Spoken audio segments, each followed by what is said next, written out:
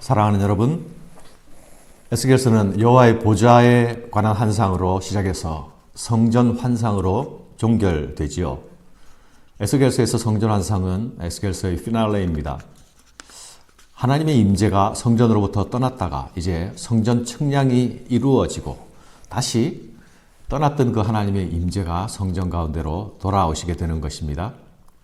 심판에서 회복으로 이어지는 메시지가 이 성전 테마를 통하여 나타나고 있는 것입니다.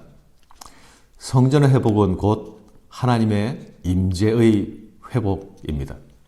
성전의 회복은 곧 하나님의 백성들의 회복입니다. 하나님의 백성은 그분의 임재하심과 함께 하는가 아닌가에 의해서 사망과 생명이 갈리기 때문입니다. 에스겔은 먼저 성전 측량 이상을 받은 그 시점을 소개하고 있습니다. 에스겔이 여호와의 권능에 이끌려서 이상 중에 이스라엘 땅으로 끌려갔습니다. 이때는 그들이 사로잡힌 지 25년 해 되는 해, 예루살렘 함락 후 14년이 되는 해라고 밝히고 있습니다. 연대기로 계산해 보면 주전 573년에 일어난 일입니다. 이때는 포로 생활이 시작된 지 25년이 흐른 뒤입니다.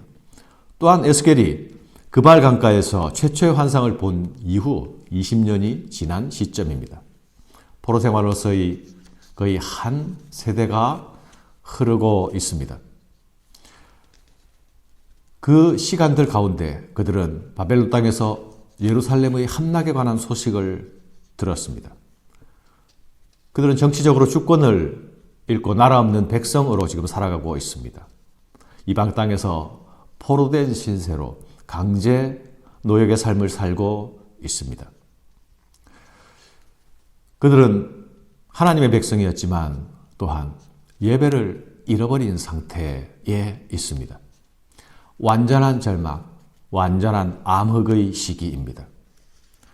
이 사로잡힌 지 25년이라는 언급 속에는 희년의 소망이 희미하게 보입니다.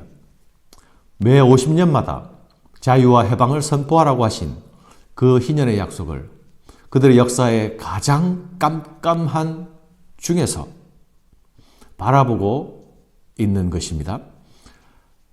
자유와 해방의 때를 향한 반환점을 돌아서고 있는 시점은 그들에게 있어서는 가장 힘든 시기이면서 동시에 가장 강렬하게 소망을 내다보는 시기이기도 했습니다. 하나님은 이때에 바로 성전 회복의 메시지를 주시고 계십니다.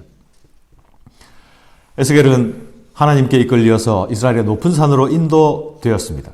에스겔의 육신은 바벨론에 있었지만 성령으로 이끌려서 이스라엘 땅에서 환상을 본 것입니다.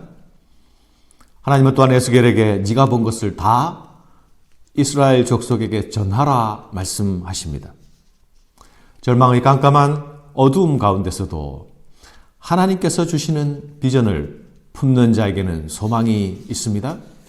지금 비록 어두운 터널을 지나고 있지만 그 터널 너머로 비추일 환한 빛을 기다리는 자는 이 어둠의 골짜기를 통과할 수 있습니다.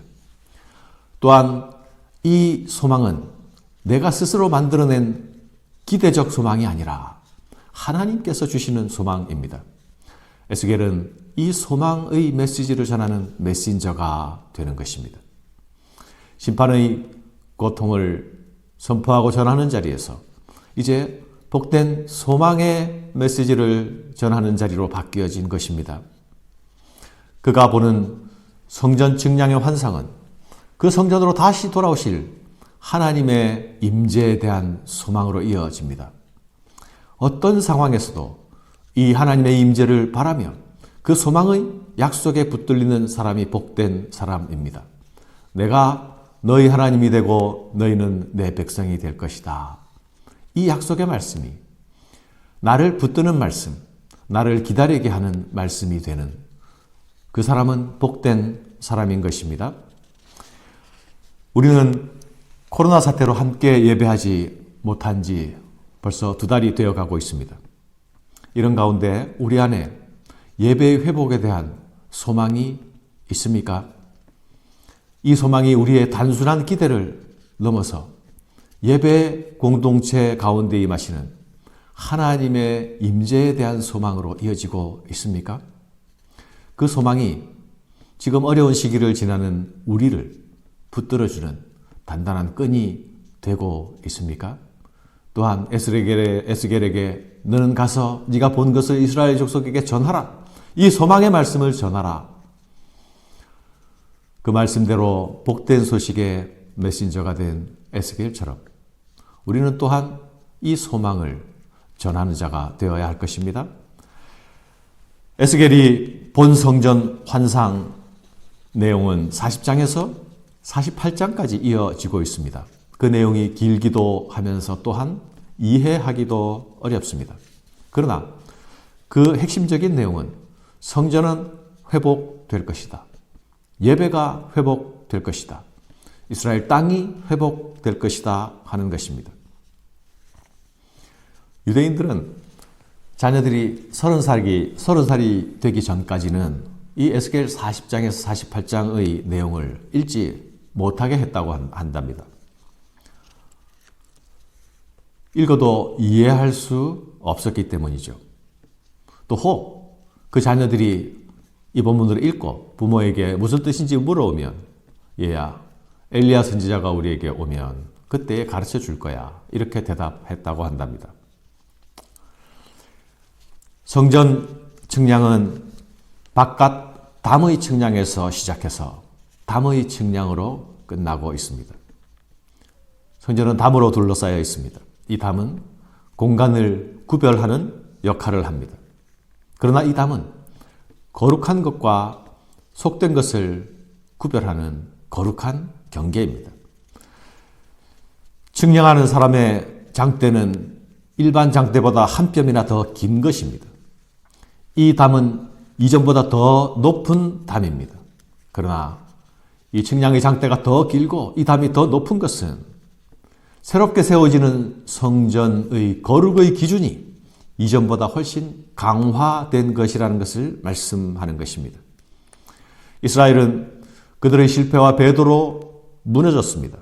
그러나 다시 회복되고 다시 세워질 이스라엘은 이전보다 더 거룩한 존재로 세움받게 될 것입니다. 나무에 난 상처가 나무를 더 단단하게 하는 것처럼 이스라엘의 실패와 고통은 하나님께서 그 백성을 더 단단하게 하는 걸음이 될 것입니다.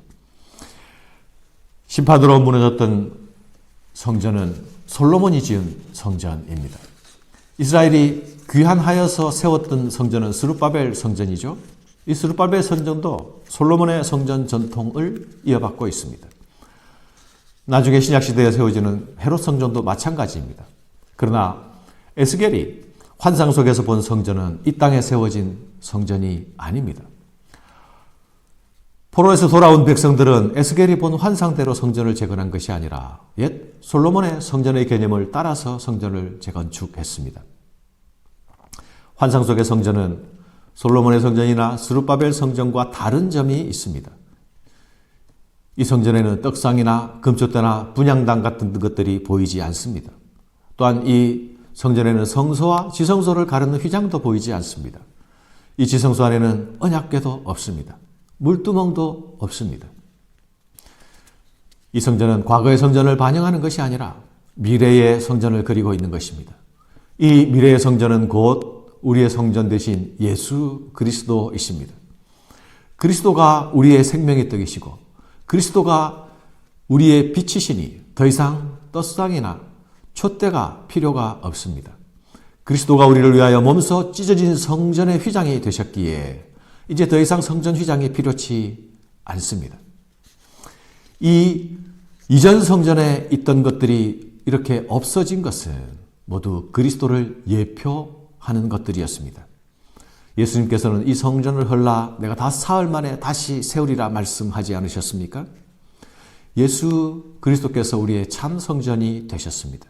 우리는 그 그리스도 안에서 거룩한 새로운 존재가 됩니다. 그리스도는 우리의 존재를 결정하는 결정적인 경계입니다. 또한 우리는 이 그리스도를 통해서만 이 성전 안으로 들어갈 수 있습니다. 예수를 믿는 자만이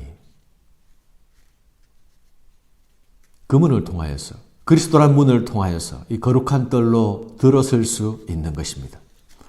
이 성전 안에는 그룹과 종려나무의 이미지로 장식되어 있습니다. 종려나무는 생명을 상징합니다. 영원한 생명, 영원한 축복을 상징합니다. 이 성전에서 만국을 소성케 하는 생명수가 흘러나올 것입니다. 오늘 우리는 우리의 새 성전 되신 예수 그리스도 안에서 이 생명의 축복을 누리고 있습니까? 이 축복은 우리가 장차 완전하게 누리게 될 축복입니다. 그러나 이 축복은 우리가 지금도 누릴 수 있는, 누려야 할 축복이기도 합니다. 하나님의 거룩하고 구별된 백성으로 그리스도 예수 안에 있는 생명의 풍성함에 거하는 은혜가, 그것을 누리는 은혜가 오늘도 여러분 가운데 임하기를 바랍니다.